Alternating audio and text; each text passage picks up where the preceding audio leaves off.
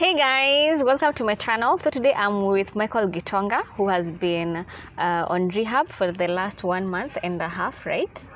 Yeah, so we are here to follow up on his progress, venye anaendelea na pia kujua what has been up. And today he also has a right to respond to some of the allegations that the ex-wife and the ex-manager said about him. So nani alikuleta kwa hii rehab center? Sinia au nani wakina sana na tukakuja sana wakina Madhari. Unajua Madhari alikuja akaniambia, "Ona nilikuwa nataka kuja na gari yangu sasa wao wenyewe wakaniambia pana twende na moja." Mimi nadhani tunaenda Kitiko na maana wanakuja kuniambia story nyingine. Although sasa mjua hata mimi nilikuwa declare nataka kuacha hizo vitu. So nikaamua kustay. Wait, so hauko unajua unaletwa rehab. Ulipata by surprise? Mimi nilikuwa tunakuja tukufanya job. Unasikia? Job gani? So kwa ameniambia kuna job tunataka tufanye. Tulikuwa na watu wa ETV na jitagaje jiji la mjini sijui ama kitu kama hiyo. Tukumaliza nao akaniambia nao wanataka tufanye show nao. Sasa nikakuja nao.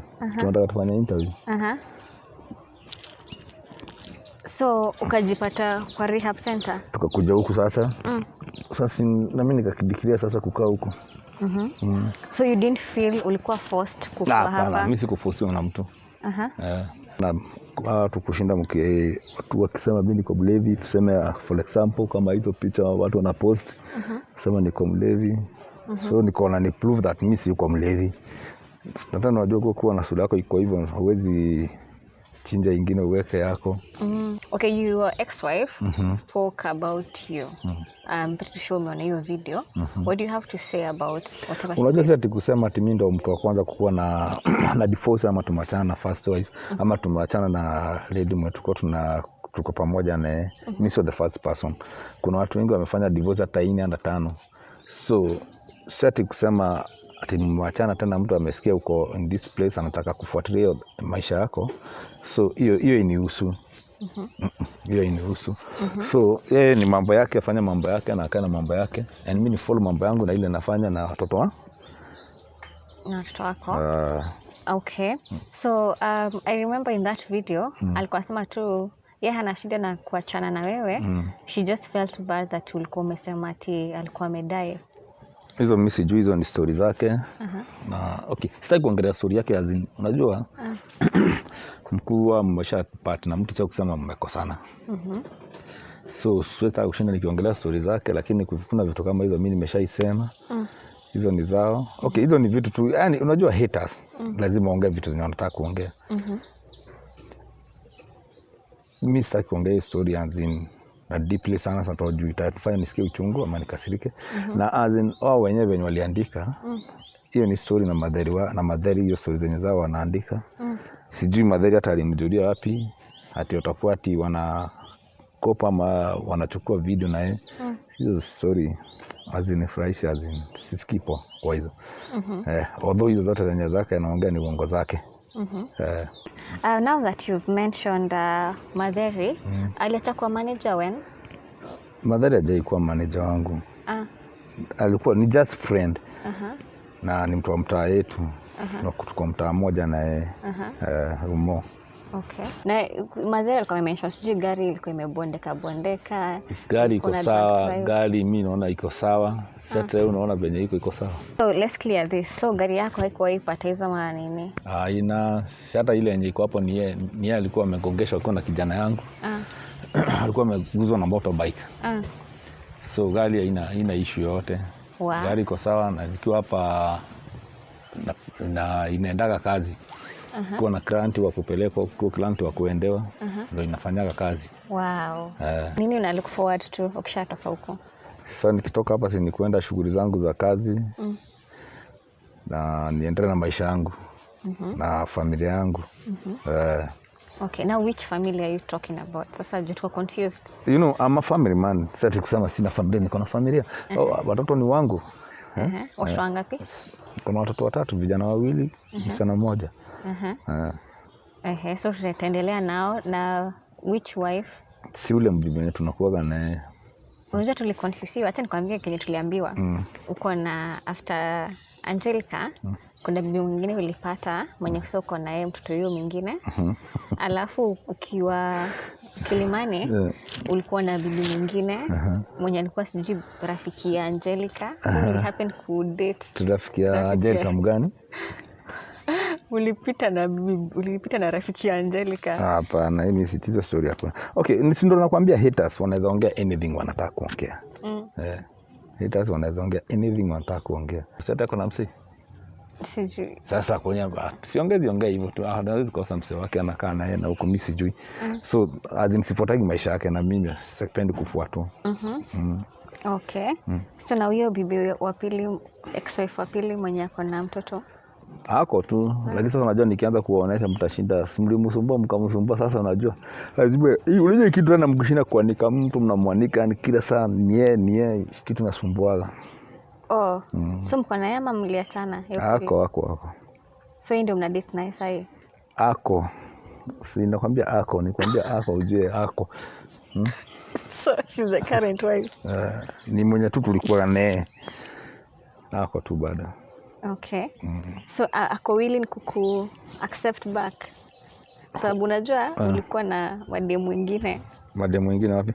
Unajua kuna kitu kingine inaweza kuwa kama saa hizi kutana na wasee wanataka kupigwa picha naye. Si ati kusema ati ni demu wangu. You just make a fun. Hiyo ni fun, mna make tu mtu anakupiga mnapigwa picha naye. Hiyo ni fun.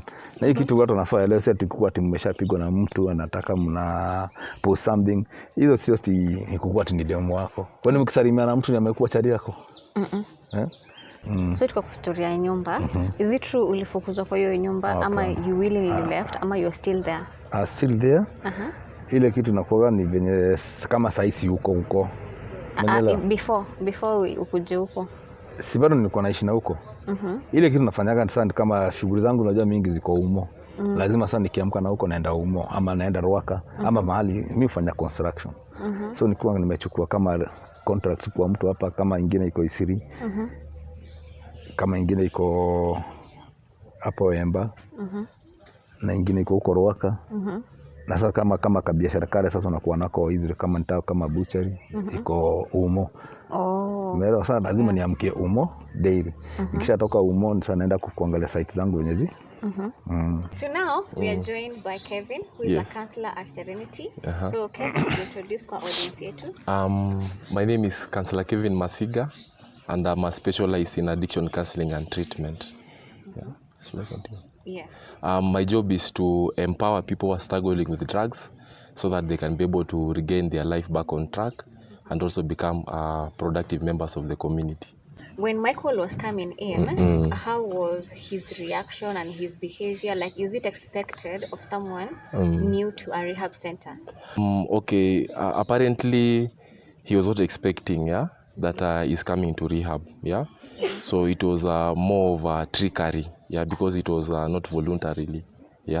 So he actually presented with mixed reactions, whereby he felt that it is not the right thing for him to do, and at the same time he was also buying the idea. So he presented in mixed reactions.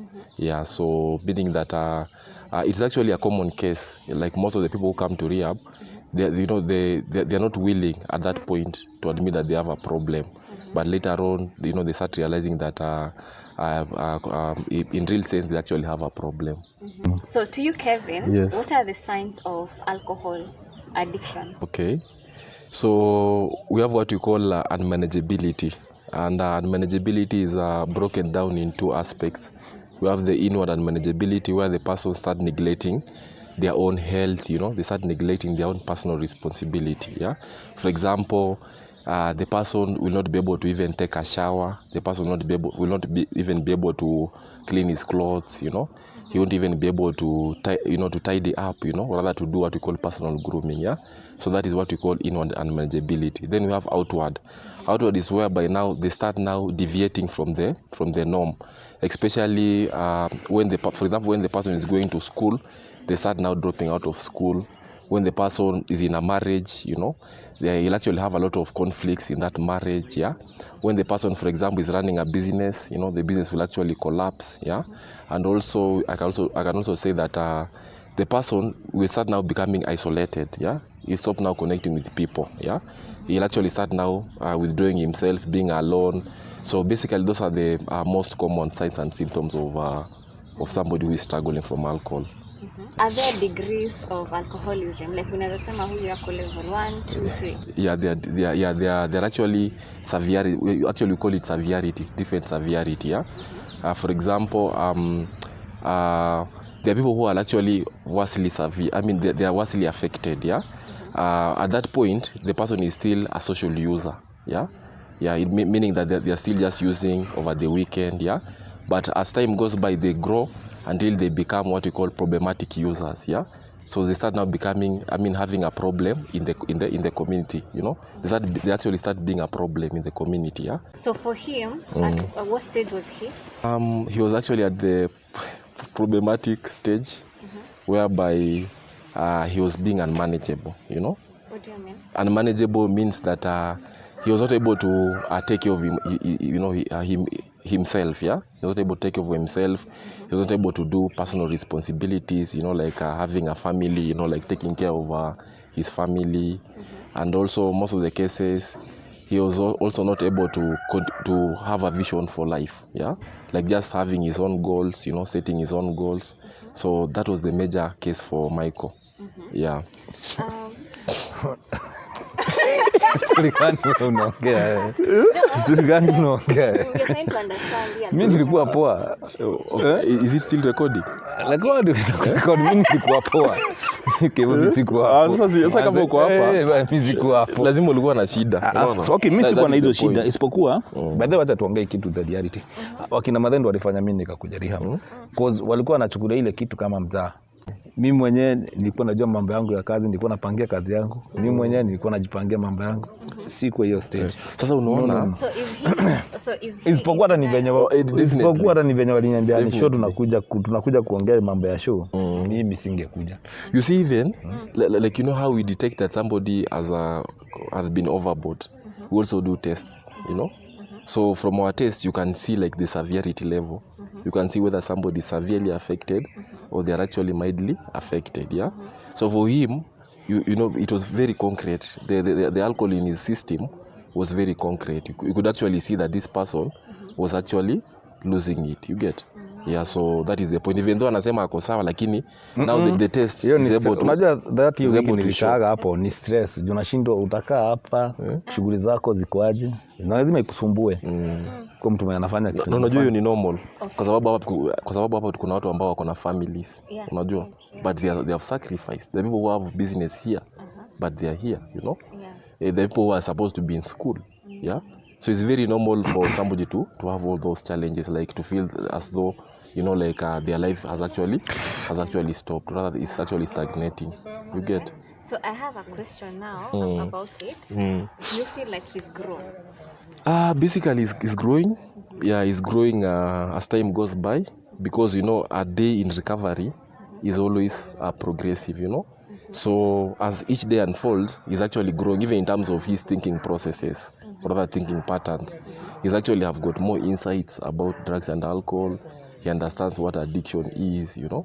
So he's also realizing that addiction is not a choice, you know. It's actually a disease, you know, because most of the people outside there, they think that, you know, most of the people, they choose to be addicts, yeah? Yeah, of which that's not the reality, yeah? So in those all aspects, I think he has grown. Okay. Even having a vision. Right now he knows that you know, drinking alcohol is also, it actually also makes him to waste a lot of money. You see, that's not something that he knew when he was engaging, because he thought that there's value for money in alcohol. You know, so those are some of the reality that start now hitting him as soon as he starts working the program. Okay, Michael, thank you so much. We wish you the very best. Any cutting word, anything that you want to say, but in short? Ile kitu tumesema tu follow YouTube yangu. Tumeshika ni Michael Njogo. Uhunye wa umo. Number 0722402074. Yes. Haya, tupate pati short yako ya serini. Mine is to say that Michael is very positive in the program. And I can say that he needs to keep the fire burning, yeah, because he can be a source of hope to other people who are still suffering. All right, guys, thank you so much for watching. Till next time, bye-bye. Bye. Your sister and your brother walikuwa meni approach, walikuwa nataka kuongea, but nikamwambia kwanza tungoje urelax kwanza, alafu tutaongea na wewe. So they wanted to clarify on you being an alcoholic. Walikuwa nasema probably ulianza kukunywa kwa sababu ulikuwa na stressiwa na huyo Angelica. Is it true? Okay, hiyo ni mambo ya boma na ni kitambo, so tulimalizaga hizo story. Na sasa unajua uwezi ukiona hiki hatu nafanya na kufinya na mashinda, unajua life set ni nakaa pahali pamoja. You have to move. Na ukiona mtu mnashinda kusumbuana, si unatoka unaenda story zako. So ni hiyo story, tuseme kama hiyo story kikuaga, lakini unajua tena okay, sijui kwa nini mnaichukulia. Unajua nikuta kwa barabara nimeanguka kama niko mlevi. Tudai kunya na kama tuseme okay, mimi si yuko mlevi. I know to tengeneza mambo yangu. Na nafuligi venye naona sana kama niko job, mimi kama niko job najua ni time ya job. Isipokuwa ni venye hata venye nilikuja huku ni venye tuseme kama saa hizi hakuna makazi. Kitambo majob zitoke sasa nitakuwa nimesharudi, sasa niko fiti, sasa mtu anajua yes ni ule huyu Mike akunywi, umeelewa? So lakini tena rehab sasa ni kusema ni mbaya. Hata watu wengine unaweza kuja, hata kama pengine unaweza kuwa umejariwa na mafikirio, kuja utulie kwanza. For real? Yes, ndio, hata unaweza kuja. Relax tu. Nipatie food, place ya kulala. Sasa sitalipia tu, lakini sitakaa tu, utarelax. Utasumbuka sana na mafikiria. That's nice. Mahali pazuri ya sorry? Yeah, he's really mimi nakuaga hivyo tu, nikikaa siku mbili hivi kama sikunywi na kama si unajua nilikuwa na huko unashindwa kukula, lakini hapa mko watu wengi mtakula. Imagine unakaa vizuri, like to be honest you really look nice. Asante.